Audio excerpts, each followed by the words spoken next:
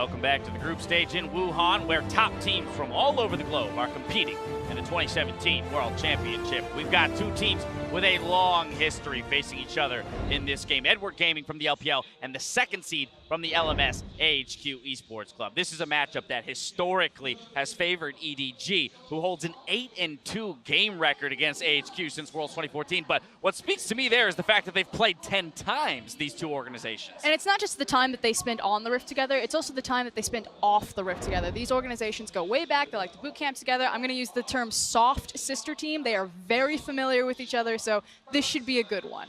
It just happens so damn often. You see on your screen there how many tournaments in a row. It almost feels like the moment that SKT and EDG are drawn in, you can plug in Flash Wolves or AHQ depending on the rivalry. This is just one that's gone on for so long. The big one I want to highlight, though, is the most recent one at Rift Rivals. That was also a fairly weak AHQ, not a lot of expectations for them going into that tournament, and they slammed EDG in a 55-minute reverse. I mean, for me, there are low expectations for AHQ, but you even hear some of the pro players sneaky when he was talking about going into this group that EDG is known for not performing at Worlds, not living up to expectations. So for me, I want to see a very clean game from EDG, put some of that to rest, because they have the ability to come out very well in this group, but they need to be able to handle teams like AHQ pretty easily. And the thing is that really starts with Clearlove. He is like the anchor, the heart and soul of that team. And you said it yourself, you know, internationals, he only finishes quarterfinals. But domestically, he is the most decorated player that the LPL has ever seen. Out of 8 attempts at a final, EDG have qualified 6 times. Out of those 6 appearances, they've taken the title 5 times. And the only guy to play in every single one is Clearlove. Well, there you have it. We're looking at Clearlove to be the catalyst for EDG's success here. It's our 6th game of the day, the final one to close it out. Of course, the LPL fans here in the crowd, I'm sure, will be rooting hard for their teams. Let's go ahead and see what the casters have to say about this matchup as we send it over to them for picks and bans. Chawi tells us the reaction to the teams of Group A.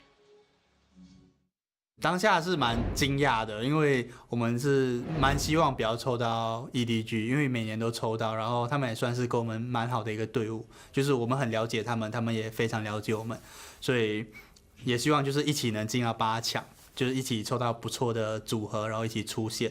那当下抽到 EDG， 然后之后又抽到 SKT， 我们当下是有点崩溃，就是有点傻眼，就想说怎么可能这么倒霉？但是另外一个方面，我们就从另外一个角度看，就是如果我们能从这个小组出现的话，之后的队伍应该对我们来说也不是什么困难。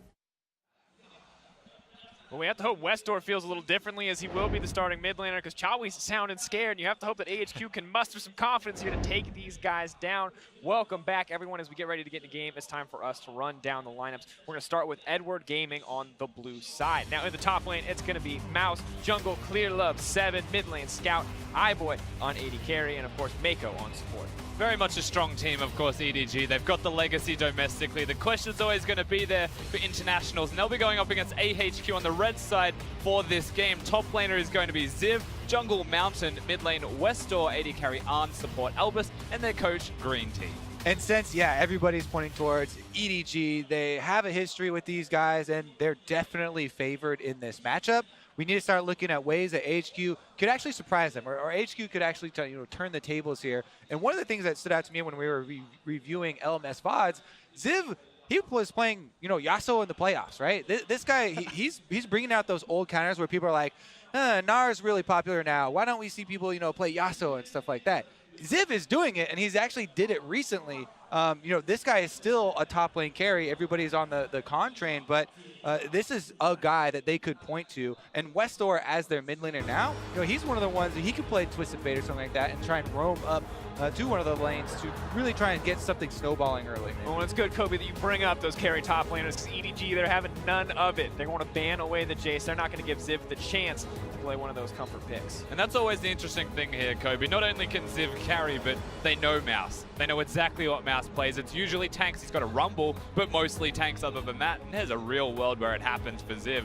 And EDG, you're expecting target bans. AHQ should be the exact same, but they're stuck on red side, so there's a little bit extra meta having to be thrown in, such as Callisto. Yeah, a lot of bottom lane power being banned out here from AHQ. These champions are going to be very frequent in the ban phase, but AHQ definitely don't want to let iBoy and Meiko set up with any of those power picks as far as the bottom lane goes, because EDG very often do play around that bottom lane and could blow the game open. And I will preface this, of course, with iBoy, the newest player for EDG, loves him some Kog'Maw. He is a very good Kog'Maw. Of course, Sejuani making through the pick ban phase, surprised to see her up and available. EDG, no hesitation. They grab that one first. AHQ have to wonder what the options are for them now. Janna available as they make their decisions, will be locked in. Get your Ardent Sense early, boys, and they lock it in. Clearlove has played a lot of the Sejuani. She's extremely powerful right now as far as Cinderhulk junglers go. Looks like we will be matched up. Mountain, tons of Gragas plays, so very comfortable champions, honestly, for both these junglers. And they are both, fairly standard and meta thus far in the pick bans. Yeah, and the double disengage composition evolved with the Janna and Gragas that has started to resurge as well. Gragas having that guaranteed engage source is big, but the Janna Gragas, whilst it's a nice combo, leaves so much open on the opposing side. Not just the Lulu, but Lulu Kog'Maw is a 2v2. It's just screaming pick me. Oh, and it's a powerhouse on the international stage from what we've seen so far. Definitely a powerhouse in the LPL. AHQ, they know Edward Gaming. They must have something up their sleeve to give it up, and it looks like that's going to be the Twitch to balance it out. Yeah, late game to late game. These picks are looking very similar across the board here for both of the teams right now. I like that you bring up iBoy though, right? If people see him on stage, he looks very young. This guy has only played like, what, a little bit over 20 games competitively with the game, with the team so far. But he definitely can dish out the damage, especially when he's on a comfortable champion with the buffs from Lulu. You bring up comfortable champion. He's only played the Twitch once, so we're going to hope, or rather, he's played the Kog'Maw. Very comfortable for him. Westdoor on the opposite side, though, picking up the Twitch for On. And now have to wonder how the AD carry matchup will stack up. In the past, when Westdoor has come into the AHQ lineup, when he's been subbed in for Chawi, it's been kind of the Westdoor show. Now it seems like he's going to have to take a more backseat role. He may have to, but when you're playing up against Scout, there's a real-world possibility that Westdoor just holds on as Scout throws himself willingly into Westdoor's arms. You never really know with Scout. He's a bit of an enigma when you look at mid-lane carries. He can win the game. He could lose the game. Definitely true, and he has been playing champions. The LeBlanc and the Lucian immediately come to mind when you think of Scout. You think of the aggressive play style and him going for those big plays and just trying to smash the mid lane extremely hard. They do have to show early though, and AHQ are holding on to that counter pick. They're gonna let Westdoor grab the last say.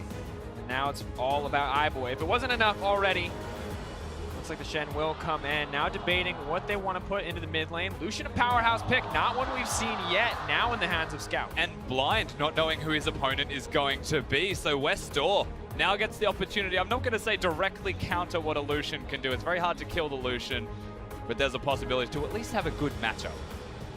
It's like this isn't one. Just quietly. Might be the option. Always nerve-wracking. You never know what Westdoor is going to pick. Looks like it will be the Corki coming out. Now, you already said not a great matchup. Rusty, give me some insight there. Give me more. This is a very good matchup for Lucians in the LPL at the very least. Every single time Corki gets locked in, Lucian is the counter pick to it because Phosphorus Bomb's impossible to hit. There is no world where you can press Q and connect that spell. The rest of the trading is fairly equal. If you're CC'd by somebody else, then maybe you're going to be able to get it. And Mountain on the Gragas. Maybe we're throwing some Hail Marys here for it, see if they can actually combine. Maybe he makes an early visit there, but honestly, usually Mountain would be one to play around Ziv mostly. And even though it's Cho'Gath, they were like, yes, it's a tank. Cho'Gath is one of those tanks that it is kind of viable, to put a little bit more resources into. He doesn't have escape of his own, so not only do you kind of get a fed Cho'Gath and a good tank that has this big true damage ult if you do play around it, but also you're kind of protecting that weakness and protecting him against getting ganked by the enemy. And of course in the ULCS, when we see Cho'Gath going up against carries or compositions with multiple AD threats, it's a little scary because if the Cho'Gath ever gets ahead, he gets a little bit of armor. Pretty easy for him to just armor up, block so much of what they're looking to do. The Ninja Tabby, maybe an adaptive helmet if you want to shut down the Kog'Maw, but good options for the Cho'Gath across the board. Yeah, definitely able to kill one of those carries. Granted, of course, Kog'Maw's damage gets fairly mixed. Compliments of having a Lulu even being there and being the attack speed build primarily, as most Kog'Maws will be. But the compositions are very similar between these teams, and if a tank does get ahead, it can mean the difference. Yeah, if people are worried about the Kog'Maw mixed damage, You can use a mixed defense build that's super effective specifically for Kog'Maw. The new adaptive helm, so good against him because it does actually work on the magic damage from the W activation, and then you combine that with some ninja tabbies, and you have multiple reductions there for the attack speed, or for the attacks from Kog'Maw, which does work out pretty significantly as far as reducing some of that massive DPS. Here it is, folks, our final game of day 1 of the 2017 World Championship group stage. I think it was semi-sister teams, the phrase that Frost Curran used to describe these. Soft sister teams. Coming in, AHQ now up against EDG. Once again, locked in groups together. Have to see who is going to make it out this time around. And an 8-2 record in favor of EDG in total. However, the last times they have met, AHQ has been able to download them, survive the early game, and just try and outscale and get those big team fights. Well, both teams are equipped to do exactly that, so we'll have to see how this one does play out. AHQ should be incredibly familiar with EDG's playstyle, and they surely have come up with something. Well, I'm becoming incredibly familiar with gold generation in the bottom lane. Once again, we have double Targon AD carries, double coin supports, and I'm just going to assume that they've got gold generation runes as well on those supports to really fund the Ardent Sensors. And now as well, feels like we're set up for that passive back and forth farming bottom lane. Mid lane could be explosive, but top lane is 2 tanks. So talk to me, gentlemen. What are the openings? What are the opportunities? How does someone find an advantage here in the early game, if that's even what they're looking for? For early game for EDG, I usually look to scout, right? This guy's gonna try and play aggressive, especially in this match that we were talking about there, Rusty. And when you do bring that up, then you also have to consider junglers, but that would generally be the area of the map that we're going to point towards. Yeah, he's definitely the one winning lane when you go across the board. Cho'Gath into Shen is fairly neutralized. Shen, of course, having his W to be able to prevent any kind of damage there. This will be the place that you look at. Gragas is very good at ganking mid lane, of course, with the flash body slams. So the opening for AHQ is there. It's gank the Lucian. But for EDG, it may just be counter gank and try and get the 2v2 kills, snowball that lane, translate it to the rest of the map. And we just had SKTC9. That felt like it was all about the mid lane. Once again, mid laners are the center of attention here. Bot laners, as you mentioned, the Ardent meta means everybody's pretty content to farm, although On is getting aggressive, not letting iBoy stay comfortable on that Kog'Maw in this laning phase. The correct way to play against someone who is having their first experience on the world stage and just became of age in July, I believe, with only 24 odd games under his belted experience. 3 of them on Kog'Maw, looks like 3 wins as well, so good look for iBoy. Definitely comfort surrendered over to him. In bot lane, a lot of trading. Top lane appears to be Shen favored for now. Level 6 will be the big deciding factor, as it usually is with these tanky top laners. Once again, always comes back to the middle lane, comes back to Westdoor and Scout. Westdoor already suffering 20 CS to 12 as the wave crashes into his tower. Scout so confident, he takes a cold into this laning phase matchup. Yeah, not too worried about the combination there with Gragas or the gank coming through. Westdoor himself actually is a little bit more scared, it looks like, of the CC coming from Sejuani, or even the combination eventual Shen ultimate. That could very well be used in the mid lane as well. Mountain, though, good scene on his way out of the jungle. Scout's going to give him a little tap on the way. Big game of chicken, of course. We're highlighting Scout. Amongst all of the LPL mid laners down on the bottom of your screen, he has been an outstanding performer. All of the stats are in his favor. He has been the winning or losing factor of EDG. The fact that they won the title indicates that his stats should be very good. Yeah, the finals was an incredible performance for him. Looking very, very hard. LeBlanc as well. Westdoor doing okay there, trying to hold up, but Oh, okay is maybe, it's very early and it's a 10 CS deficit. Things are grim. There's extra minions there. But for him. to be fair, historically, when we look at Westdoor as a player, laning phase has never been his big strength. He's always been on roamers, he's always been on champions that can leave the lane and make plays elsewhere. He's not always about the 1v1, at least not in recent years. They've taken the backside of this matchup, though. Mouse doing pretty well, but pressure in favor of AHQ. Very difficult to push into a Shen and try and keep the wave under a turret. Mouse even missing a cannon minion just to stop Ziv from recalling somewhere super close to try and get some vision. Has to check, is he actually recalling, or is he going to ward near the Gromp where Clearlove is? That's very important information. Yeah, and I am, let's give a little context here to the pace of the game, right? Because LMS this season has been incredibly slow, actually. Going back and watching a lot of them, a lot of the first bloods don't even come till the junglers are after level 6.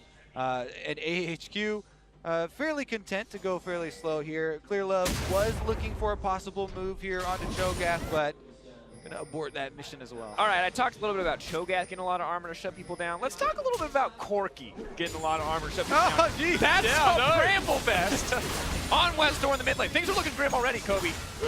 Yep, so Bramble Vest, it's a very cheap investment in terms of armor, but it's all for the healing. Reduction, Lucian goes towards Vamp Scepter, may have Blade of the Ruined King rushed early on, but right now, as it stands, Westdoor can afford to trade because he will just stand there with a Gatling gun on and just try and blast Scout. Tank Corki, it's next level. Counters the Cull and the Vamp Scepter. Jungler's gonna make an appearance in the mid lane, but don't think there'll be much action. And there's probably an argument for it procs on the double shot. Double shot does significantly reduce damage. Maybe you're getting something back, but this is definitely not a I'm gonna win lane kind of choice for Westdoor. And now while we wait, maybe the junglers, maybe the bottom lanes to get some items to play some action, we just have to keep our eyes on Westdoor in this mid lane. Because Scout, definitely the kill pressure will start to mount here. And you know, in a weird way, Dracos, it almost is an I'm gonna try and win lane type of item build because it gives you the early strength, it gives you tank stats immediately, but at the one item spike, well, he's significantly delayed and should not be winning them. Well, you gotta recognize what type of player you are and what situation you're in. You know, he's building in a situation where, hey, I'm gonna take a lot of auto attacks. You know, this guy is gonna beat me up a lot. What's good if I'm taking a lot of auto attacks and they have lifesteal? Yeah, Bramble Vest, there you go. Knowing Westdoor, he Get lawyered. Stay humble.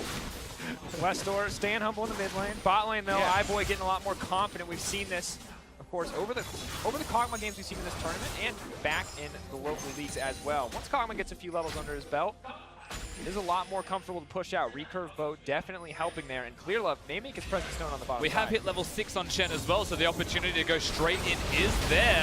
On Polymorph, leaning forward. Kog'Maw dishing out a decent amount of damage, now pulling back. Lulu gonna flash out to trade tower aggro on, running for his life. He is stealthed up, but that's gonna be first blood for the Twitch as the poison ticks down. The backfire for ADG. iBoy, the heal and the barrier used to save him out. Yeah, forces the barrier on the back end. Cho'Gath was able to cancel Mouse, I believe, with his teleport, but that was a shared feeling as they're just going to stay top lane. AHQ countered that incredibly well. Yeah, nobody there for EG had a very good way of starting off the dive and then quickly dropping the aggro. Meiko has to tank it, and then he flashes forward up into dangerous territory there, having already expended the heal. Then he has no flash, and he's a support Lulu now, deep in enemy territory. First blood, handed over to AHQ, and this could be the way that they get in this, right? This is an Ardent Sensor meta, and you just gave over first blood to the bottom lane. The Shen Stand United was even used in this proactively by EDG, but interrupted critically by the Cho'Gath on top side.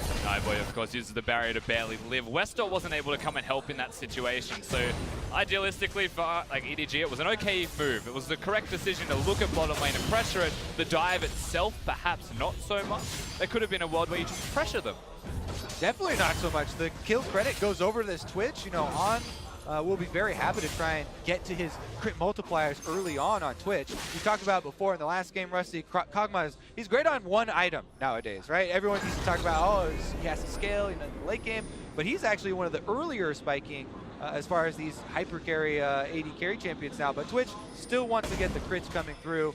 As it looks like On is going to have some good use for the extra gold. And of course, to talk about Twitch as well, to contrast the one item spikes, most Twitches will go towards a Runan's Hurricane Rush when their support is a Janna. It means that you will also spike at one item when you've got a Janna next to you. Whenever she's not there, you're still a little bit weaker. You're trusting the RNG crit to try and do all of that damage, but when those two stay as a duo, it's trying to match the item spike timing of the Ardent Sensor with a Hurricane, just as a Kog'Maw does, and matching their 2v2 strength. Of course, one thing to be concerned about is the Shen on the top side of the map, so now a lot more pressure onto Ziv to stop the Shen from going anywhere, to be the stronger scaling tank, and he has been such a huge crux for this team when it comes to previous success. Yeah, some very nice stats for Ziv, to say the least. The fact that he's able to constantly push forwards, his CS difference is fantastic. Ziv is the playmaker in certain ways for the team, who hasn't had the best season ultimately, but come to the world stage, he could bounce back big. Now, trying to punish, trying to find an opportunity. Mouse all up and available. Looks like bot lane remains the center of attention, as is standard in the kind of Shen game. Mid lane still a weak point for AHQ. Scout getting a lot of CS, getting the blue buff as well, but hasn't been able to turn this into a larger advantage. Yeah, but is he trying to shoot Westdoor anymore? Huh? He's not going for that harassment, you see? He's been deterred by the Bramble Vest early. That being said, HQ, they have a decent amount of vision around the Dragon. Well, now he's going for the trade. It's about Westdoor 50-50 goes there. even. See, if you use your culling, though, you don't need to life steal through it. That's thinking with portals. But now the first Ardent Sensor is going to go over to AHQ, courtesy of the earlier aggressive play. Runance comes out as well. This is the first item spike. If Kog and Lulu don't back and get a similar item, this will be advantage to the AHQ bot lane, as we saw from the earlier play. And this is that moment in the game where Twitch disappears and you're like, oh boy, is that a mid lane Twitch, or is he top lane right now? Are they lane swapping? We don't know where he's going to be. The submarine could be anywhere at any moment, and that's something that EDG will have to consider as they do continue to scale themselves, but you can see the item choice differences here. Going straight towards the Ninja Tabi for the Kog'Maw, doesn't want to rush his Guinzoo's Rage Blade. Looks like survivability is the name of the game.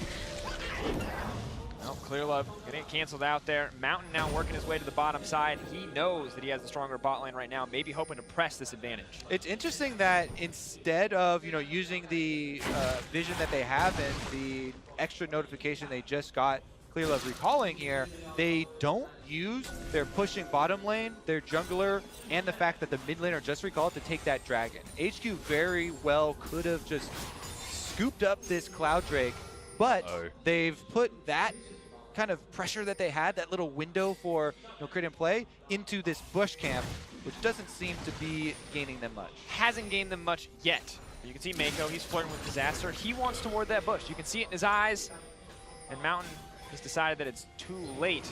Might leap over the wall here, but if the ward sees him, could be bad news. Clearlove won't face him in the jungle, but Mountain, he's watching. Splinter He's a Cell. watcher. Splinter Cell, baby. Sneaking into the jungle. May look to steal away some small raptors. He's going to grab 3, so maybe a worthwhile.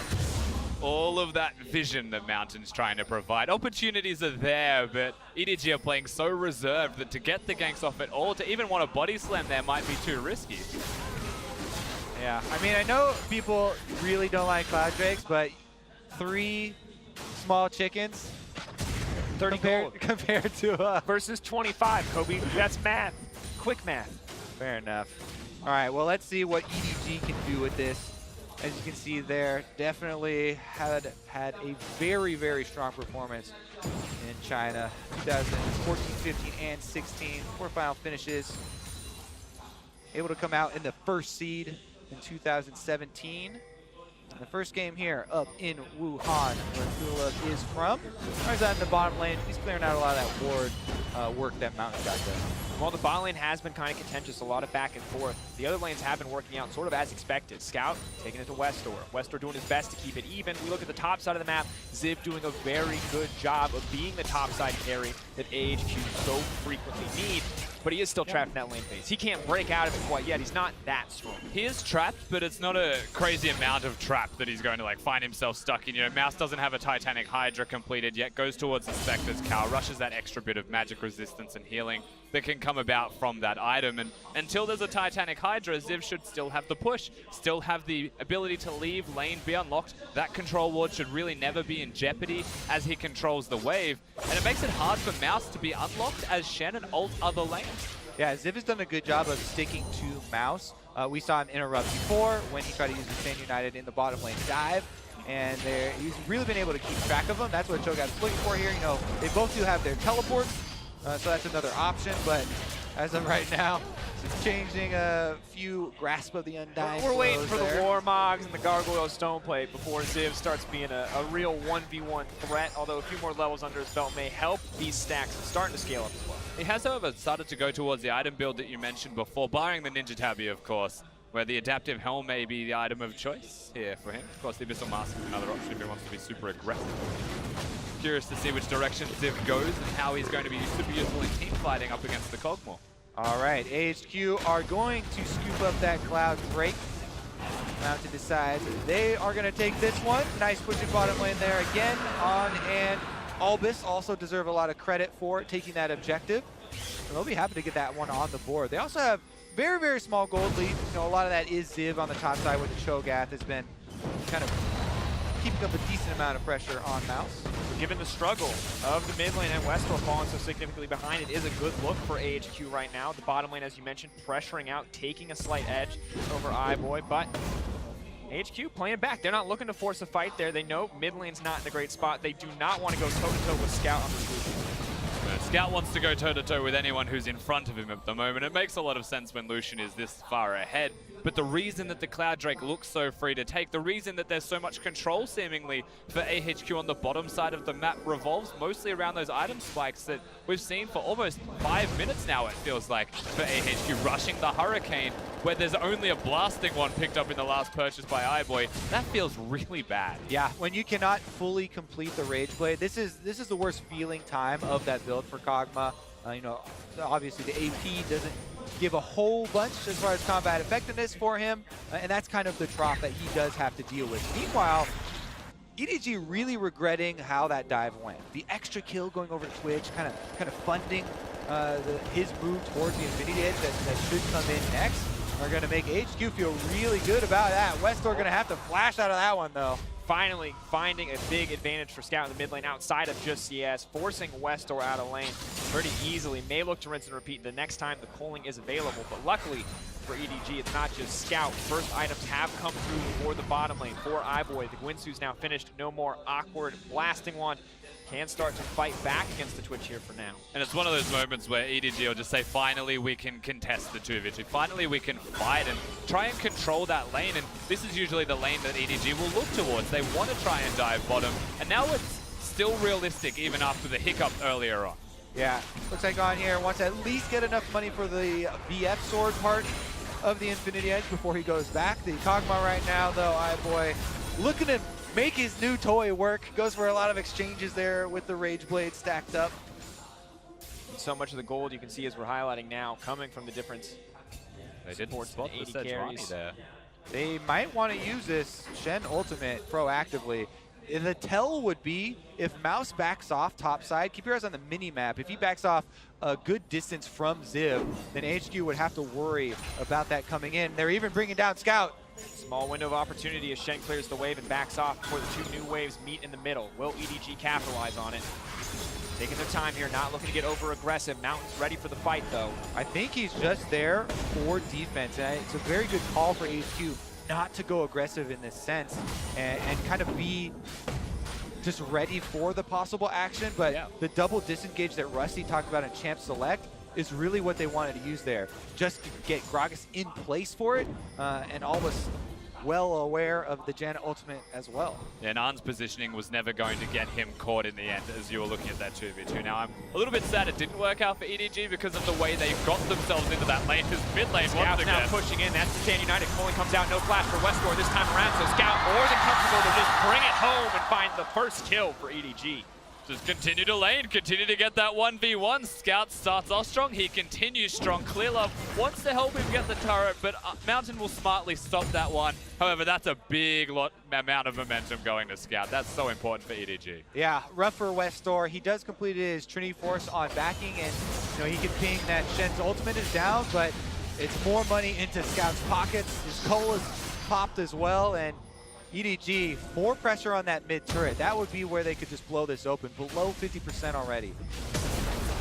Scout just not even scared, not even intimidated by Mountain. Knows that he's comfortable. Has a Hex Drinker as well. Magic damage, not a problem. More than enough sustain to keep it up. And iBoy, it only takes one item, but suddenly the tempo of bottom lane has completely turned around on AHQ. And this mid lane turret will go down eventually, of course. We get to watch the 1v1 again. Westdoor against Scout. The culling was used smartly from Scout here to go to the side, force Westdoor to stay in range of the last auto attack.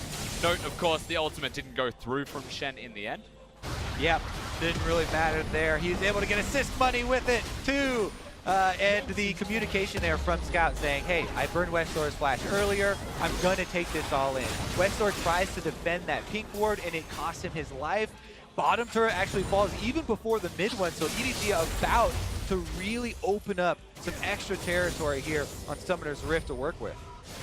Once it starts to break, that advantage is going to start to spill over into Zib's lane. The one man who has been doing well, who has been building an advantage kind of all by himself in this vacuum. going to start to have a lot more people, a lot more problems on his plate, and that is a concern for AHQ. Which is curious when you look at Ziv's itemization as well. He's gone straight towards what is going to be the Gargoyle Stone Plate, acknowledging this game is in a pretty rough state, accelerating it before completing any kind of Catalyst item as well. So now the Catalyst will just sit there potentially for quite some time. Shifting Cho'Gath back to the bottom side. Looks like they've assigned Westdoor to hold on to the top lane. Still a difficult ask up against the Kog'Maw and the Lulu as iBoy works towards that rune and second item on the way. We talked about On and the potential for this Twitch to roam, to make plays. Has not found the opportunity yet, but maybe it'll be a bit easier now that he's found a home in the mid lane. The Mountain looking to collapse. Meiko, immediate flash out, no hesitation. Westdoor, the one who's going to back off. TP's going to get mashed. Will they be completed? AHQ ready for a fight. Ziv wants to turn this one back in his favor, but iBoy now free hitting onto the front line. Cho'Gath not tanky enough to fight that one back. Here comes On. Retreat on ready. Spray and pray coming out. Two members locked up. Monsoon to heal the squad. Scout now trying to turn this one back in their favor, but EDG is in trouble because the Twitch is just going rampant. But Ziv gets taken down. Lucian going in, moving forward. Triple kill, but not enough. Quadra comes in for Twitch in the end. Holy moly, the kiting here from AHQ. They hold on to the Janna ultimate for so late for the re-engage to just apply the Ardent Sensor to all members and immediately flip that switch and turn around, going aggressively and picking up all the kills. It would have been a disaster for EDG if it wasn't for Scout coming up and melting the front line. Bunch of mechanical plays coming out of both of these teams. Arn steps up and gets 4, but Janna does a fair amount of work for getting those kills. Scout is incredible on the back end of this, as we'll take a look at the fight. All right, so this is how it starts out. Westdoor goes in, he's the initiator. Mountain's gonna keep it up here, and he actually threw the ultimate over there. He was predicting a flash, it looked like. Even though Ziv gets chunked out very heavily there, that's a bunch of CC down. You can tell they're making the call. Hey, we're gonna turn around with Janna ultimate, Ardent Sensor on everybody, let's go. Twitch opens up, Westdoor's even on the front line, but Scout is melting them on the bottom side here. Able to take out the front line, flashes in for the Janna kill, and then point blank, barely able to finish off On in the end. Poison still gets the last hit though. Such a close fight. And honestly, just amazing performance from Scout, coming in clutch from the team. Needed him. Great patience from AHQ. But now the scary thing is that's a 2-1-2 Lucian. He's doing great. That's a 5-1 Twitch coming up huge in these team fights. We talked about trying to fund those crit multipliers. The Infinity Edge fully purchased here, and he's on to the next Zeal item already. So Twitch is definitely going to be the main focus for all of EDG in the next team fight. They're going to have to find ways to get their CC past the Cho'Gath, past this Gragas, and find a way to take down On, which is going to be difficult considering all the disengage they have. Exactly, they've got the Janna, the Gragas, even Cho'Gath, if he wants to play defense, can try and keep Arn alive. Corki, when he has a package, still quite good at zoning people and keeping Arn alive, who has those 2 items. And EDG's composition going forwards is not ideal. The only other thing EDG could do would be maybe all huddle under the Spirit's Refuge of Shen.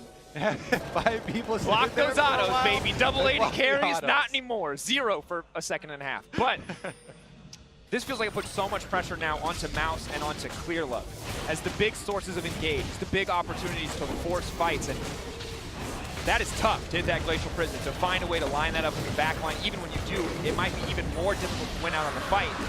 But putting the fate in Clearlove's hands feels like it might be the right choice for you. And if you are AHQ, though, responding to that, the one thing you're waiting for is a QSS on Twitch. Once you get the Quicksilver Sash, you're ready to fight, because then a Shen Flash Taunt just puts Shen closer to you.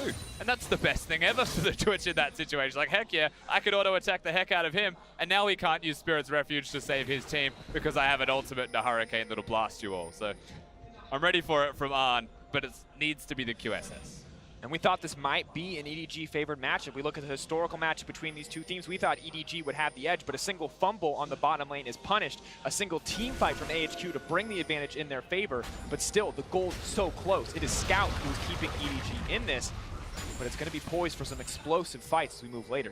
As Chowie talked about, this wasn't really the matchup that they wanted, the group draw that they wanted, but not only do EDG know them well and have practiced against them a lot, HQ as well, no EDG in and out. iBoy turning one back, Mouse moving forward. This is the engage they wanted. On is in trouble. That's the prison! And he's gonna get taken down. EDG with a beautiful fight.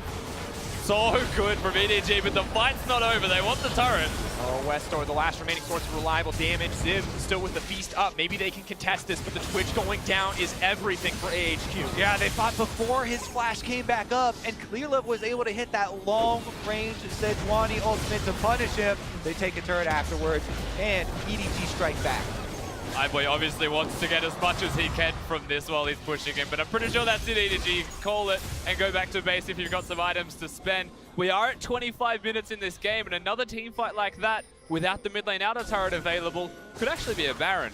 Something to keep in mind. The goal is starting to even up as well between the AD carries. Still a massive advantage for Scout in the mid lane, but might not be enough. He needs to find an avenue onto the back line, and for now, he can just be happy that Clearlove and Mouse are able to bring that one home on the back of some good CC. But on 3 items completed, QSS probably next. Maybe that's when things start to shift back. Just watch iBoy during this. The fact that he's like, all right, we're fighting. Let's just turn around and go straight in. Trust Mouse, and they go forwards. And Clearlove, sniper. Super good ultimate there from him to find the Twitch, and they punish AHQ really well there. AHQ was, you know, the entire team wasn't on board with that opening. I think they chased it a little bit too far. They weren't expecting that quick collapse from EDG, who all just rallied around iBoy and were able to defend. And we talked about defensive builds. You see a Bramblebest in the mid lane, but now it looks like a Randuin's Omen coming in for iBoy on the bottom side. Ninja Tabby, the crit damage reduction as well. You're not going to do as much damage as a fight, but Twitch is much less of a threat when you're taking away 20% of every one of those crits. Honestly, this is what the designers wanted. You recognize the situation you're in. This Twitch got a bunch of early kills, so the crits are going to be a big problem.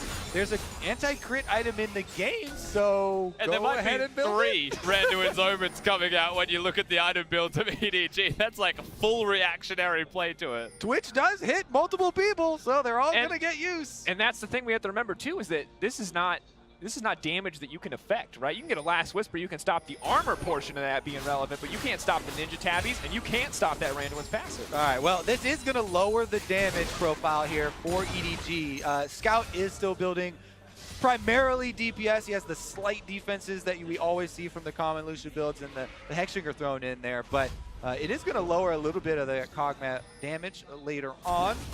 See if Scout can kind of carry the extra load. And wow. If you ever wanted to know the story of this game in graph form, well, here it is for you. Very back and forth. A small fumble from AHQ, or from EDG, gets AHQ control, and now this continues to be kind of a breakneck pace in terms of shifts. The goal difference, of course, was fluctuating between 1K, which is why it looks like a roller coaster of the 1K lead, a 1K deficit, going 2K back and forth. So that will be the kind of graph that changes drastically with the next fight, where what you can gain on the map increases significantly. Baron, the big talk, 28 minutes in. Have to keep our eyes. Whoever gets this is going to have the first really large advantage in this game. One that could set you up to take this one home. But it will take a team fight, it will take a pick, it will take something from either side to find that edge. This is a fun meta to play, like name that champion. If I give you half of the build, okay. We've got a Ninja Tabby. Got it. Randuin's Omen. Got it. And a Relic Shield. What champion, that's half the build, what would you say that would normally be? Top laner, a tank, maybe. Or, probably. Maybe the jungle, but now that's a Kog'Maw this time around. iBoy still also going to be able to put out a decent amount just based off those base damages of the W and the attack speed and the power you get out of the Ginsus, but very curious to see how this next team fight goes, because this is not a build we see. I'm going to be interested to see how much damage this Kog'Maw actually does. What going away from a third offensive item is actually going to cost him in these fights. I mean, in a weird way, we have seen enough of this in the LPL here and there, just to kind of, like, Kog'Maws can build this because they've got an Ardent Senses shielding support to keep them doing extra damage. So like a 3-item spike, it compensates well enough. And instead of going something like a Frozen Mallet, which is a bit of AD and a lot of health, you can go the Randuin's route instead. Westdoor in trouble. Talked about picks, openings for Baron. It's not going to happen, but Westdoor will burn both sums. Well, let's see if the more traditional Twitch here with the QSS now picked up, Rusty, if he'll be able to carry the next team fight, because the overall gold is very close, but the individual focuses of that gold I know are very different for these teams. And so far, AHQ have been able to control the dragons, but right now there is an Ocean Drake up, and that would be a possibility for another confrontation. Will they fight for that one? Clouds weren't heavily contested. AHQ firmly holding those. We'll let them get quicker around the map. Ocean, very important as we move later, especially when you're sieging with Baron buff, but not quite the same power it would have in the early laning phase. Both AD carries on the side of EDG, trying to figure out who actually wants this farm.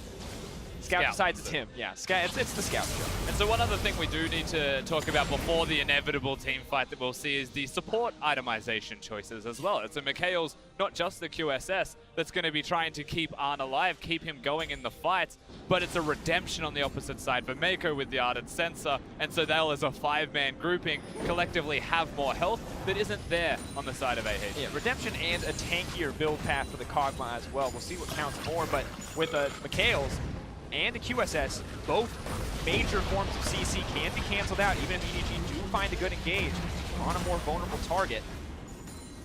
So it is going to be even more difficult than it was previously. Last time On didn't have a flash. Last time On was a little bit out of position. This time he's got the flash, he's got the whole team behind him, and he's got 2 ways to get out of that CC.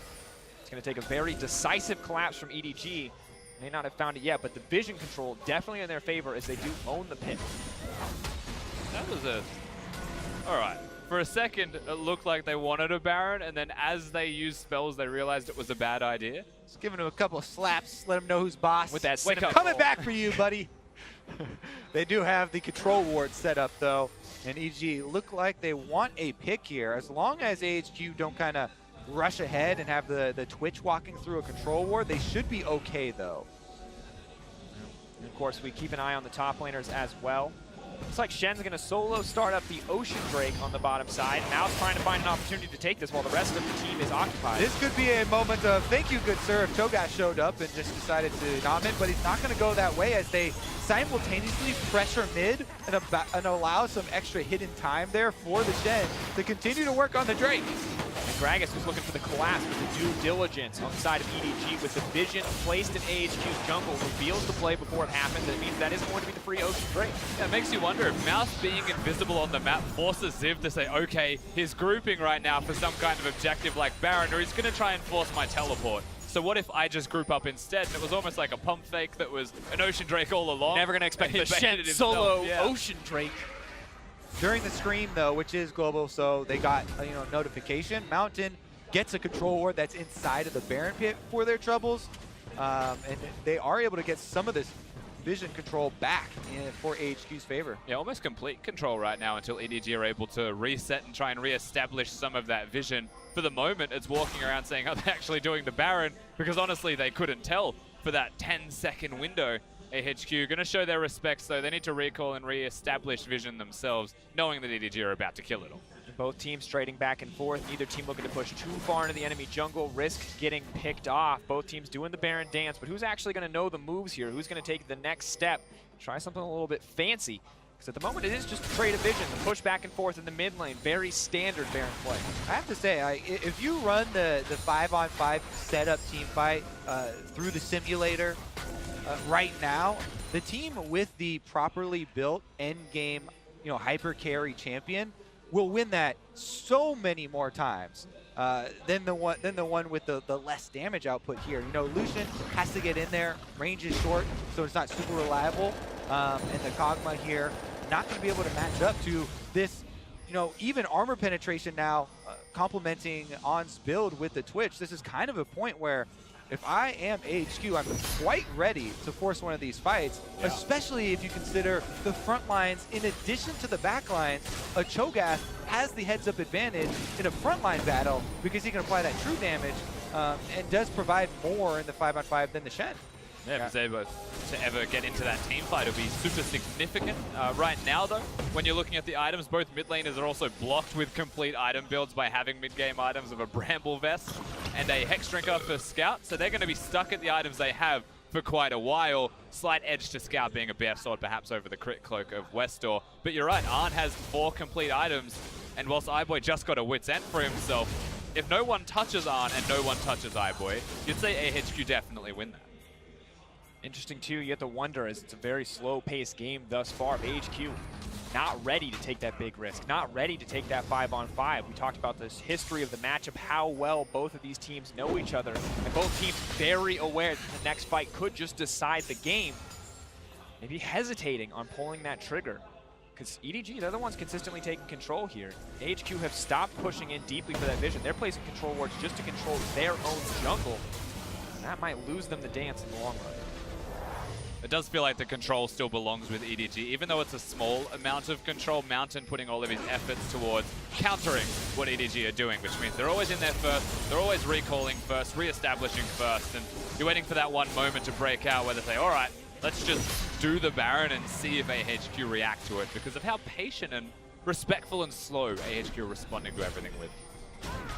On. Maybe find an opportunity on to clear love for now, just protecting the vision. Still hard to kill the Sejuani, but Westdoor's on the backside. That's going to be the engagement they're looking for. In comes Corki, but it might not matter because Scout's going to get taken down. On is still up and alive. The double disengage is more than enough, but Scout lives way longer than he should. And suddenly the fight's turning back. iBoy trying to find the opportunity to free hit onto the back line. Not going to get an opportunity because AHQ are pushing forward. They found the pick that they needed. They found their fight, and they may find the Baron. Yeah, they're going to force Mouse back to base. He does have a teleport. EDG pushing up the mid lane, and then they may use that teleport and try to collapse, but it's too late. Cho'Gath has the feast. This should just be a free Baron. Guaranteed. iBoy running away now. Team knows that they have to disengage. Mouse completes the TP as well. Massive advantage right now to AHQ. They can't control the tempo. EDG just doing what they can to clear these waves. One thing I would say though, On did use his flash at the end of that team fight, so both summoners are down on the Twitch right now, whereas Scout, even though he got knocked in, did not blow his flash. So Scout and iBoy both have summoners available for the next team fight.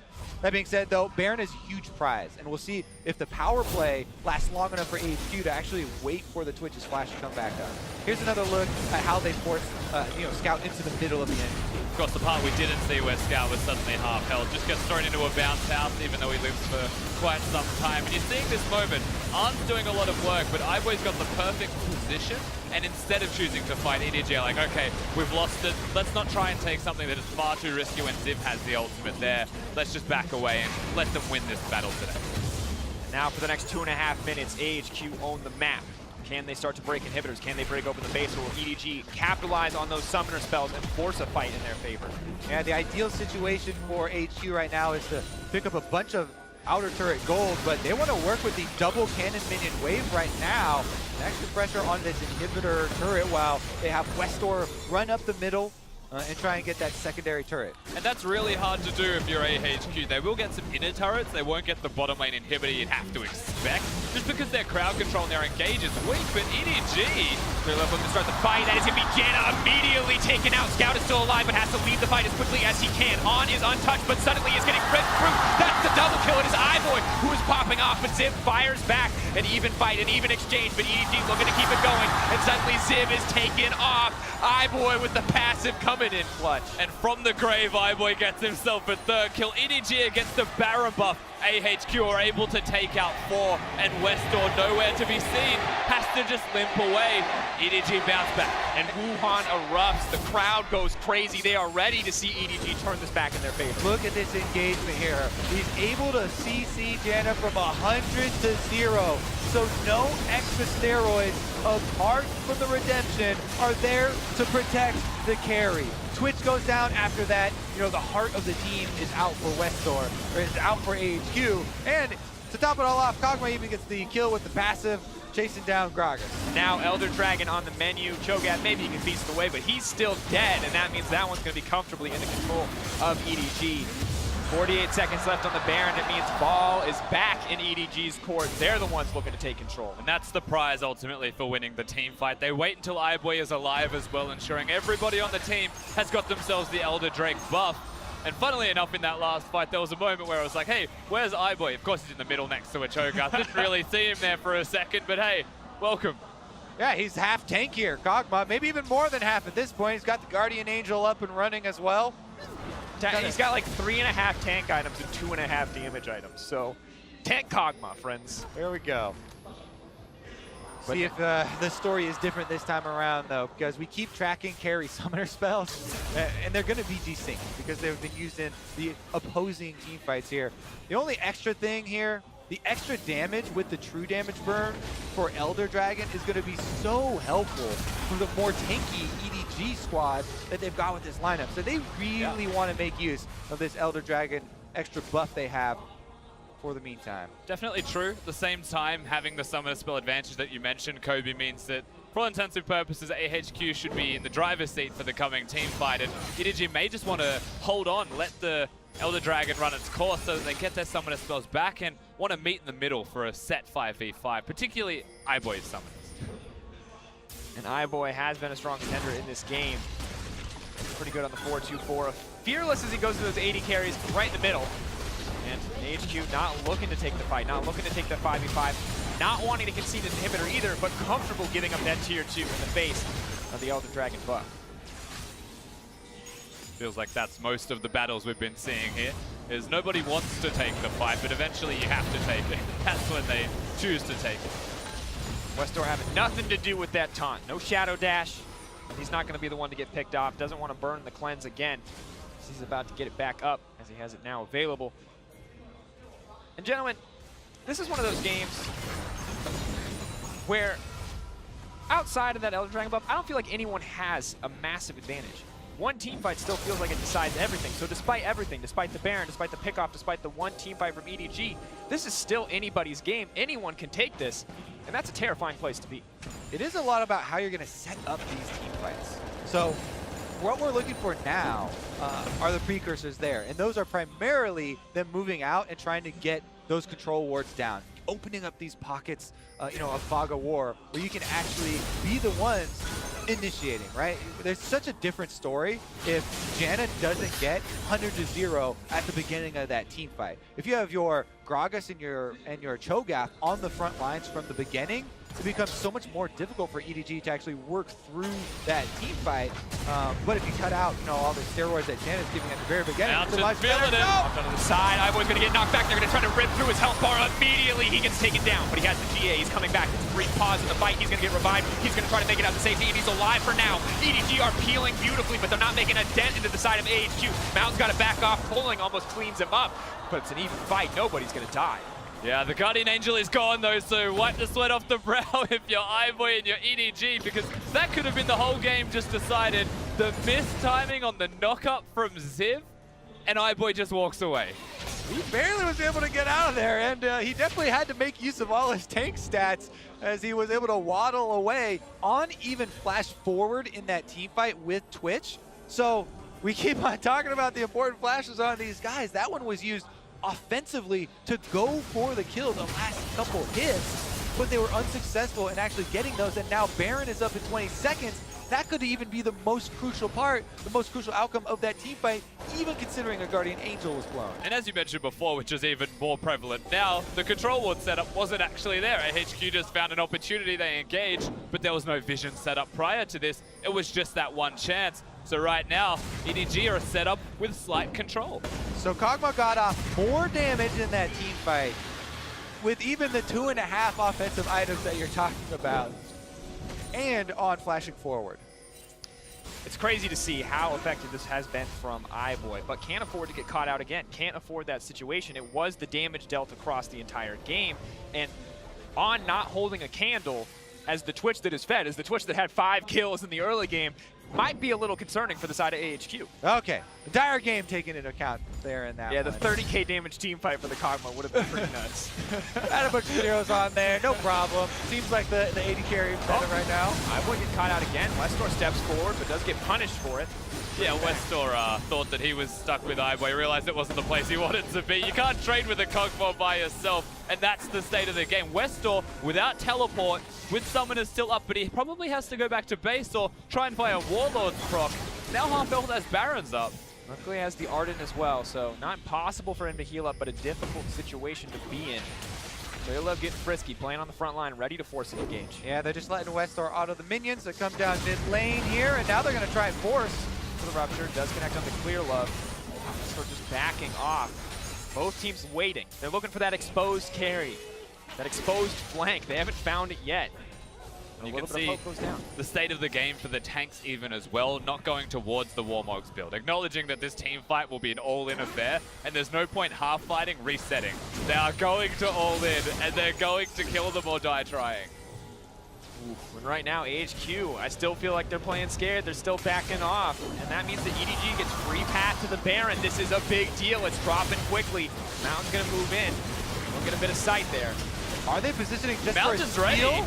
Okay, moving backwards. Who can get it? Clear Love secures it in the end. Now AHQ need to force a fight. Not sure if they want to do it though. Albis on the other side of the map. iBoy freely cleaning up the backside. Keep your eyes on the Twitch. Free hitting forward, trying to clean up the front line. Clear Love now tanked up, and iBoy coming into the side. He's ready to flank. That is the tank Kog'Maw. He doesn't have to be scared of anybody. He's pushing in. Fighting back, iBoy flying over. He's hungry for the kill. He's looking for a little bit more, but he has to back off on stealth up. Good tornado comes out to disengage the fight, but still a massive advantage to EDG. Yeah, they're going to have Baron buff running straight up mid lane now, and there's a huge minion wave top as well. EDG on the warpath. Trust iBoy to flash forwards to dodge a Cho'Gath rupture as well for no reason. Doesn't have the flash, but still all the pressure bit. TP coming in. We talked about one fight to end the game. It might only take one kill. EDG hungry for a little bit more, but they're tempering that aggression. They're backing off. They're not looking for a 4v5 in the base. They're looking for a few more structures. That is going to give Mountain time to revive, and AHQ are going to have another shot at the team fight, but EDG just left the base in shambles. And still, the inhibitor, the biggest advantage either team has seen this game. Gold not hugely important past the 40-minute mark. You can see it's in the favor of EDG, but look at the items instead, and we can look at this Baron one more time. And they make it a 50-50 as well. Mountain just comes in, has the Q there, wants to bop it. The timing from Clear Love with his smite was fantastic, being level 18, almost getting it at the perfect number. And Mountain throws himself away as the fight continues. Ziv, unkillable. And iBoy's waiting for his W cooldown. Twitch is waiting. He's got his ultimate, and once it runs out, EDG are like, well, let's just go. And iBoy's got a little bit of go, in the system with having the flash there. I was actually waiting for the moment when iBoy flashes forward onto the Cho'Gath to get his Randuin's proc. He could just flash forward, use the active for the slow to keep the chase, but he didn't get that close. And I also did want to shout out Westdoor for the package that he was able to use there. That was a really nice kind of defensive package to buy some space for On to get off some DPS. And even in the 4-on-5, AHQ were pretty formidable in trying to get some damage back. And we look back at that fight. On a little, he can cut through those tanks, but it still takes a lot of time. iBoy feels like he's having a little bit better time here. Much more survivable, not quite as vulnerable on the backside. And EDG giving On the respect he deserves. Scout and Meiko both playing back, not looking to get in range of the spray and pray there. But still, the map resets. The inhibitor, the biggest advantage, but it will be up before the next Baron. Elder could be the next big arena for both teams to fight in. And for me, the big difference if you're EDG playing into AHQ is to try and wait for Art to waste his ultimate, and that's when you push forwards. Because whenever Art has it up, AHQ should have a slight advantage in a direct 5v5 team fight, simply because of the composition and how big Twitch is in this late game scenario. iBoy pushing in. Not that scared quite yet. GA back up. Rupture not going to be the biggest thing on the face of the planet. And Mountain taking a lot of poke just to step forward. AHQ hungry to find a fight, hungry to find something in their favor, but just not finding an opportunity whatsoever as EDG playing aggressive and comfortable. Yeah, and they should be able to clean up this outer turret, but honestly, the income's not really mattering much anymore. Everybody's pretty much full builds here, not much space. It's more of an economy of item slots than an actual goal that they need to complete most of them here. It's going to be about this 5-on-5. This is gonna do it for us if they actually decide to force this one. Elder Dragon's up in 15 seconds though. They might draw them through a jungle corridor. And AHQ's vision right now, there is a control ward at the blue buff, so they have enough knowledge in the current moment to see if they go towards the Elder Dragon. The question is, when EDG does go, how do AHQ get into the pit? Is it safe? Can we walk there? And are they actually doing the Elder, or is it a bait after all? As Arn is looking. Oh, playing with fire too, because he's all alone. The Mouse is split up from the team. Is just going to shadow dash out to safety. Ziv now feeling a lot more confident. Maybe Mountain has finally found that flank. Scout in trouble. Westdoor doing so much damage. Spirit's Refuge buys a little time. Redemption comes back in, and it is Mountain who gets turned on. iBoy grabs the kill. That's one down in favor of EDG. AHQ cut themselves off. They're separated by the jungle wall here, and Mountain finds himself face to face with Scout, and no DPS to back him up. That's going to be EDG Elder Dragon. They're fighting in very awkward terrain there, AHQ. The Elder Dragon's secured with everyone pretty much at full build. Even the Phantom Dancer for Scout. His past boots, they're a thing of the past for him. Now do they push 40 seconds on the clock for Gragas? Is this the final nail in the coffin for AHQ? Will EDG be able to find their first one at Worlds? Take down their sister team, take down a team that they have played against so much, extend that 10-game record. 9-2 instead of the 8-2. They're pushing forward for more. On still looking for that opportunity. Has all summoners available. 30 seconds means that HQ need to clear one more minion wave for Mountain to get back up. EDG are probably going to be able to get the turret before he does so, but they won't be able to end the game before Mountain is up. HQ have one more chance. iBoy pushing in. Westdoor now in trouble. iBoy on the front lines, but will take a lot of damage back. Tower will go down as predicted. Will the inhibitor follow? It looks like AHQ just going to back off here. On Hungry to find that opportunity. Leaps in onto Scout. Now Mouse needs to back up as well. They're pushing in, but they're kiting so well on the side of EDG. AHQ, not certain if they want to take the fight. Righteous Glory comes out. Clear Love holding onto the ult. Patience on the trigger finger. So tense between these teams, but neither of them has the engage necessary to just straight up kill the other person. And so they just walk at each other, back and forth. They're just dancing. We talk a lot about the Baron dance, but the 50-minute no-engage teamfight dance is not one that I'm always familiar with. Clearlove still hasn't found that opportunity as we move later in the game to isolate that key target. We can praise AHQ and On for using the stealth of Twitch well, only going in when he knows he has a chance to free fire.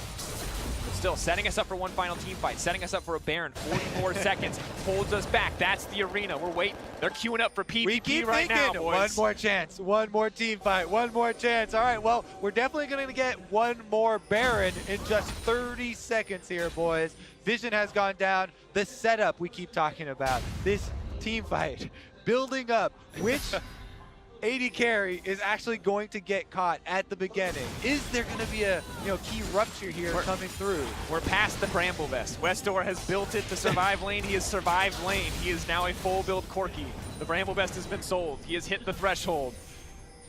There's 2 Knights Vows as well for both Corki and for Twitch on the side of AHQ. So a lot of protection there for the 2 carries. And Westdoor, finally by being full build, is a second major carry on the team. And a major force to work with on. A second threat is what they need. Now Righteous Glory forward again. iBoy going to try to isolate him. He's in the middle of the team. He may just get taken down with a beautiful flash away. Will keep him alive. AHQ trying to reset the fight, but Scout is now pushing in. iBoy is free hitting onto the line. Ziv is so tanky, but it might not be enough for redemption. No Healing one's up dying. AHQ. No one has died yet, but Mouse has isolated himself. They're pushing forward. The Rupture leaping in, and bye-bye to Scout. AHQ, they're finding the edge. They're pushing in for more. One more Rupture. Meiko sidestep, but it will cost him his life. Mountain wants to keep it going. The Baron in the sights of AHQ. This could be their game. There's minions on their inhibitor right now, so they could finish the Baron for the empowered recall if they want. Send one person to clear off those minions, that person being Ziv, who has teleport, and try and pressure. Baron is going to drop. No one there to contest. EDG backing off, not looking to double down there, not looking to take a big risk that could end the game. This is AHQ with Baron in their back pocket, but the inhibitor will drop. Wuhan's happy to see that. That could very well mean that AHQ won't be able to get a greater advantage here. Minions are the real MVP in that last battle for the side of EDG. The side waves were set up, but still 25 seconds on mid lane, 30 seconds on Meiko, and with the Baron, AHQ look to pressure. iBoy, Clear Love, and Mouse versus the world. No support, no second damage source here. We're probably going to see them use the teleport on this first minion that hits the Nexus turret. AHQ want to finish it before Scout gets back. Coming up, looking for the opportunity. iBoy uncontested. They might just focus they've on got it. towers. iBoy's been knocked back into the middle of the team. The GA will be procced, but they're ready this time around. The Rupture not going to connect home, but it does not matter. AHQ in the face of disaster managed to find the fight, managed to find their win condition. Scout, he's just poking at him, but it does not matter because this is their Nexus. This is their game. AHQ going to find their first win on the world stage. AHQ with the upset over EDG early on, day 1 of group stages. They buy the Bramble Vest, make it to the 50-plus minute spike where they're able to sell it and then end the game shortly after. For a team that had fairly low expectations coming into Worlds, still when they play against EDG as of late, they prove to be an Achilles heel. They know each other so well, and it means that AHQ are very prepared to take down their friends. And I think we have to praise Mountain. His engages may not have been perfect. He may have been caught out once or twice, but when it came to those final team fights, he found the casks that counted. That's what matters in the late game team fights. They find Scout first, take him down, then in the base, Mountain there, able to find the Gragas ultimate to end it out. Perfect on to iBoy, taking him down, and congratulations to AHQ. There were moments where either team could have won this game as well, but ultimately AHQ, they get 4 kills onto a Twitch and suddenly everything slows down. Like, I don't know if we can fight that type of game. And you have to wonder if small differences in decision-making could have brought home the win for EDG, but still team fighting so good. Despite Scout getting caught out, they still found an edge in so many fights across the game, across the series. That was honestly just insane. It was an insane game. I'm more worried about kind of the state of EDG after this. You know, there's a lot of pressure on their shoulders. This is in Wuhan. You know, this is Clearlove's hometown, and they're the #1 seed. They talked about how much pressure there is, you know, coming here and actually on day 1 falling to AHQ, which is considered the upset for the group. They're really going to have their work cut out for as far as refocusing for the rest of this, because this is going to be a long process, and they are going to get more chances. Well, that's going to do it from us here at the caster desk. Let's leave it to the analyst desk to break down that game. Thank you very much, Dracos. An absolutely crazy game out of EDG and AHQ, but AHQ turning out the victors here, snatching a victory out of the jaws of defeat in all reality. And that's the thing, if people didn't watch Rift Rivals, this was actually a carbon copy of exactly what AHQ did to EDG at Rift Rivals. It was EDG's favor, they were controlling tempo of the game, and then it was just a 55-minute stall from AHQ, and they frankly just team fought better. But it was such a counterpoint to the match we saw just before. SKT versus C9, the other 2 teams in Group C, and EDG. There was a point in the game, I think we're going to get into the replays eventually, where they were basically about to take down 2 turrets at the same time. They were against a Bramble Vest mid lane Corki. They were set up to keep snowballing, to keep pushing ahead, but they mismanaged so many times and invited so much time. Westdoor still managed to hit 6 items despite being irrelevant the entire game. They let AHQ crawl back again and again, and eventually it was too many times. And I mean, it kind of stands out to me, one of the quotes from Eyes on Worlds from Clearlove, he said, what would you expect as a fan from the #1 seed? You would expect them to be undefeatable, right?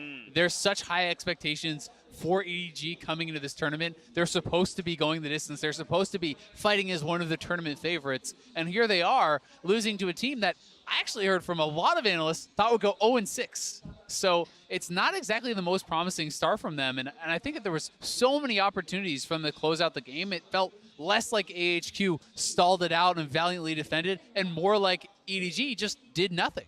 And mentality is one of those intangibles that's really hard to measure, and so we don't necessarily really like to talk about it or analyze it. But if you looked at Clearlove's face, you know, he was smiling at first, and then as the camera started to pass by him, you know, that smile fades. And mentality, Clearlove, and EDG, like, if you shake him, that team will crumble. I have seen it time and time again over the course of the domestic split. Clearlove went away for spring just to fix his mentality. He's come back and he's shown pieces of it, so maybe they can move forward, but this is rough. Well, yeah, and you talk about maybe mentally breaking here to lose this game, to drop such a long game at the end of the day. We'll see how they bounce back in future group stage days. But as we jump into the replays, I think it's important to note that these team compositions, to a degree, largely mirrored each other, right? Double tanks on both sides, double ADCs on both sides, and then shielding supports for both of these squads. But the difference is that we had another Shen. And I'm just going to, like, echo Azale, because I'm so tired of the Shen. Why are we continuously running into these ARAMs where it's just this tug of war back and forth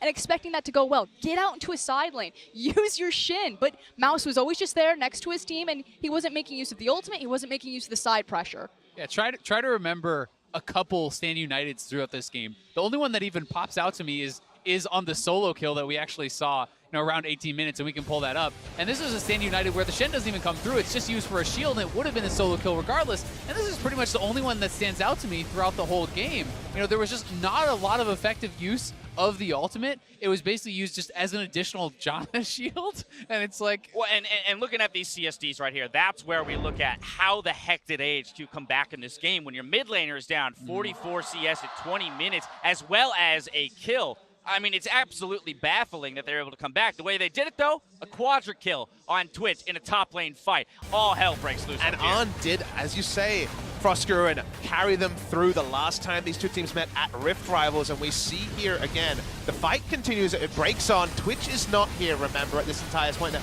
I believe, I can't tell for sure, but I believe he was spotted heading into stealth. So I think EDG should have had the full memo. And I really liked how Albis held on to his ultimate, allowing them to kind of all come in. He gets a 5-man ultimate, Flying Guard and Sensor, healing them back up, allowing them to go back in for this. And while Scout did have some beautiful team fighting, it's still the Quadra kill going over to Twitch, which was kind of the game-defining team fight. It just felt like EDG could have done so much more. You were mentioning it. It felt like the whole game was played around the mid lane and the Baron, mid lane and the Baron. It felt like after that Quadra kill, I think EDG's takeaway was, well, we don't know when Twitch is going to open up, so Shen has to group, because Shen was not creating side pressure at all. It was a frustrating game to watch as an analyst because EDG set themselves up with a huge lead. They were against someone who counterpicked himself, picking Corki into Lucian, went Bramble Vest, basically spent his first 2,000 gold on tank items, and yet eventually you have 6 items, it doesn't matter, in one fight, you win. But this is a perfect time to put a magnifying glass on Scout. We give Westdoor a lot of heat. You know, you could see that in his CS differences, had some pretty wonky itemization, but ultimately he did his job for the team fight. Now, Scout is hailed as a great Lucian player. This is one of his big comfort picks, but what he giveth, he also taketh away. Getting picked out twice in very key situations was a huge factor for AHQ being able to swing that game. Yeah, you start to see kind of the impact of that low range on the Lucian when we get to those late game team fights, right? We hit that stalemate for like 20, 30 minutes in the mid game where multiple Barons are taken, multiple Elder Dragons are taken by both squads, and they're kind of trading advantages back and forth, but it all comes down to a final pick. AHQ finding the right situation. Mountain, again, Draco said it, he may not have looked fabulous for the entirety of the game, but at the very end when it mattered, man, he pulled off some sweet plays. Yeah, I mean, he did find some really good engages. This one onto iBoy. Later on, he found another one onto Scout, so he was key in those late game fights. And he's famous for his Gragas, but of course we're missing the 3 or 4 fights where he looked for a cask and just died first, and then EDG would back away. They wouldn't get any objectives. This was a great fight. He also bounces the next member in the next time his cask comes up. But when you're given 54 minutes to throw 25 casks, 5 of them are going to win you the game. I mean, this is a series where if you just look at the highlights, both of the teams probably look fine. AHQ walk away with their heads held high, but if you dig in and you really look at this, there's a lot of holes that both AHQ and EDG need to tune up. And I think one of the things that, you know, we're talking about the Shen, talking about some of the bottom lane itemization that we talked about in the C9 series, it comes down to me where teams are trying to play so much to the meta and they're not really thinking about, does the meta fit the style that we are trying to play? And if you are trying to play the meta style and you are playing those champions in that context of your game plan, that's great. That makes a lot of sense. You want to be proactive. You want to play side lanes with Shen. Use the Stand United aggressively. Great. Pick it. But if you're not going to utilize the champion in that way, if you're going to try to play a different style, then pick a champion that fits that, whether or not someone says it's the meta pick. You have to pick champions that actually fit what you're going to do in the game, or it doesn't work. A very tough loss for EDG to stomach here, but a great comeback victory out of AHQ. For more on AHQ's win, let's check in with Shox, who's ready with their man in the top lane. Thank you very much, Dash. Indeed, joined here by Ziv after, well, it was a very hard-fought game. In the end, Ziv, you guys won. You guys had a huge lead and a lot of kills on your Twitch early, but still it took a really long time to close out the game. Can you walk me through the story of the game from your perspective? 首先，恭喜你们获得刚刚那一场比赛的胜利。那你们前期突击拿到了很大的优势，但却花了很多时间才结束了比赛。可以稍微谈一下你们这一场比赛的流程，然后稍微谈一下你的想法吗？最主要是他们有圣这个角色，然后圣面对突袭或者是库奇的话，他的技能组其实是有点就是扛得到我们的，所以我们也不能贸然开战。然后主要是突袭还选对面Kog'Maw还选了一个防御装，所以我们中间有尝试，但是发现伤害不太够。I think the main blocker for us was Shen, because Shen kind of counters Corki and also Twitch. And also they had defensive items built on their side, so it was hard for us. And we did try a couple of times mid-game, but then we failed, but then, you know, we went into late game. Yeah, it got a little dangerous because indeed we had an AD carry on the other side with Random's Omen, a lot of defenses. When did you guys see that in the game? Did you tab and see it, and then what was your plan to kind of fight against that? 的确，对面 ADC 买了蓝盾这张装，那你们大概多久的时候有意识到他要 build 这个装，然后你们的策略是什么？其实，在中期的，就是我们老鼠刚拿完一个4杀之后，我们在中路有尝试开战一波，然后发现他选择这装备，然后其实也是蛮有道理的，因为毕竟可以降低暴击伤害，然后所以我们就是还要再等老鼠出到那个俄语之后，才能就是尝试看看。So during our fight, the quadra kill from Twitch, that's when we noticed, like, we're like, doesn't really make sense. Like, why are they building that? And so we did try a couple of times, and because that item, you know, lowers the critical damage, so they had to wait until late game, and until Twitch got last word first, until then were they able to turn that fight back. Yeah, and a very important victory. Last year wasn't the best year for LMS at Worlds. You guys didn't get out of groups, but now AHQ starts by taking down the #1 seed out of the LPL. So how far do you think your team can go this World Championship? 去年 LMS 赛区表现不如预期，但是你们今天第一场 LMS 就拿下了胜利。那你觉得你们打进8强有多少信心？其实一开始大家就比较看好我们，但是今天我们赢上第一场胜利之后，我就相信我们应该可以继续乘胜追击。I know that a lot of people didn't expect us to win this game, but after today's victory, we're pretty confident that we can move on to the next stage. Fantastic. Well, thank you very much, Ziv, and thank you very much, Christine. We'll be going back to the guys at the desk.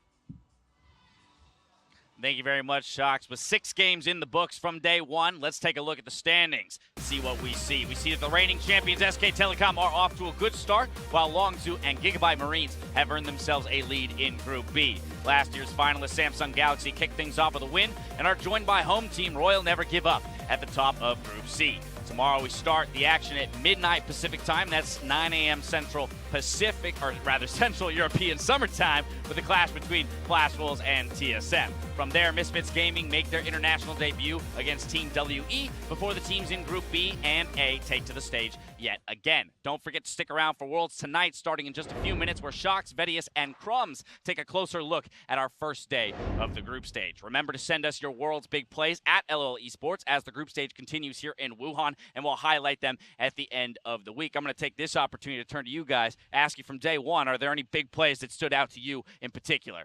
You got to think about Faker, the 1v2 in the mid lane. You knew C9 was going there. You knew Faker was going to be up to the task, and he was really impressive. That's what made it all that much more sweeter, right? That you knew it was coming. It was just a matter of time until that point in the game when it came through. How about the entirety of Gigabyte Marines' game? Can we just replay that maybe for an LCS or a World's Big Plays? That was absolutely insane. I just want the Penta denial. Just Optimus like, nope, I'm jumping in. All right, well, there you have it. A couple of huge plays from day one of groups. We got many more big plays and many more days yet to come. Now for myself, the casters, the entire live broadcast crew, thank you for watching. We'll see you tomorrow for more Worlds 2017. Good night.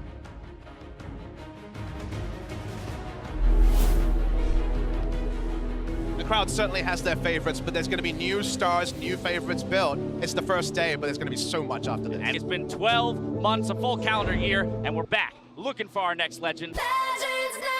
Collection blasting forward. Already took damage from before. One more shot. First blood gonna come in. It goes to Crash. Xiao Hu on the right trying to spin in the damage from the machine gun mage. And they are able to tear down 1907 Fenerbahce as they start off their 2017 Worlds run with a victory. Perks in the mid lane almost getting chomped down, but that's already been used by Cube. Another kill on to expect, and that goes into the hands of Ruler. The silence, the ruptures. G2 can hardly even move inside their own bases. Samsung Galaxy plows through the front door, will lock down their first win as they start group stages. Legends never. Vein of corruption, Prey gets hit, he's able to jump out. True shot barrage to come out behind here. Who's got the follow-up damage, and it goes on to Gorilla. Stopping Talia from coming. Hey, this guy. Okay, Talia's coming, so is Kha'Zix. Nice, nice. Yeah, we got him. Nice. Okay. Ole, it's up to you. Can he get the damage? He cannot. Soul Shackle goes down. 30 minutes in. Quite fast games to start off the group stage of World. Longzhu going to take down Immortals and start off their group stage in Group B, 1-0. Oh, we have new pictures. Yeah. Wow, Broxa. So sexy. Oh, Broxa. He doesn't need to flash in that situation at all. Just pushing forward, just punch comes in. Paranoid! 5 minutes into the game! No way, has no fear, and Justice is gonna get dropped down. He's looking for the door. He flashes forward. That's gonna be the shutdown and the triple. Double drop. That's the triple. He's looking for the quadra. Reckless gets cut down as well. Penta could come out. No way is hungry for it. The team is there. Tạo bạo trên mặt mọi người, nhưng mà em nghĩ là an toàn cho bọn em. He'll coming through, make his way out. Out comes the flashback. Contract's now in trouble. from Baker, pushing for a little bit more. Is he going to get the first blood here? That's it from Baker. And welcome back to the Clapping Part 2. Got him. SKT gets the Baron. They're going to grab a few kills as well. Sneaky trying to 1v1 on the wall. Gets tagged mid-air. No chance to escape. SKT dominates. 路线没闪，路线没闪。拍低，拍低，nice。 Not going to connect home, but it does not matter. AHQ in the face of disaster managed to find the fight. AHQ with the upset over EDG.